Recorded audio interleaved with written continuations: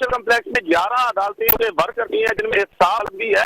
तो यही वजह है कि उस स्पॉट उन लोगों को रोका जाता है जो कारकुनान थे और वो वहीं पे मौजूद होते हैं, और उसी साइड पे मियां नवाज और दीगर जो लोग हैं उनका रास्ता भी वही होता है। तो यही वजह है कि वहाँ उन लोगों का रश होता है और वो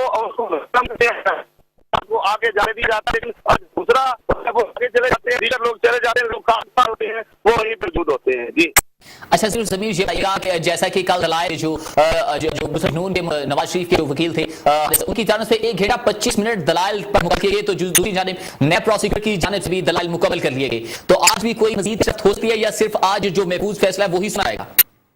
बिल्कुल, आज तो जो फैसला महसूस किया गया था कल, उसी को सुनाया जाएगा। और दूसरा फैसला सुनाने के बाद अदालत ने देखना कि को फैसले वो कहाँ तक लेके जाते हैं, लेकिन इतना जरूर है कि आज जो कल फैसला महसूस किया गया था उसी को आज सुनाया जाएगा।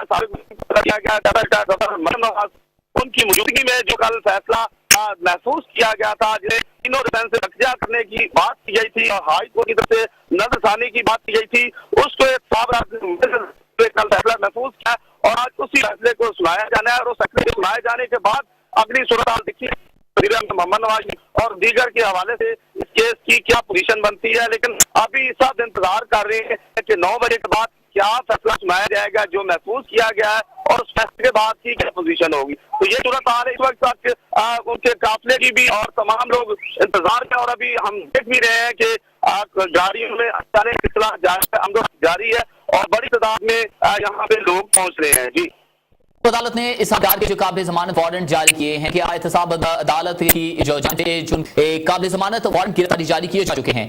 तो आप ये बताइएगा, इस हकदार के हवाले से अपडेट कीजिएगा, क्या उनके वकील हाजिर होंगे? हकदार को तलब किया गया है 2 बार, उनको पहले भी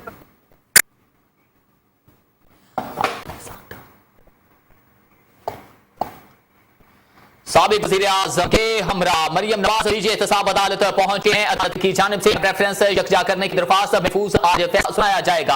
आपको बताए हैं नायब वज़ीर आज़म साबिक वज़ीर आज़म मियां मोहम्मद नवाज शरीफ जो कि एहतसाब अदालत पहुंच चुके हैं।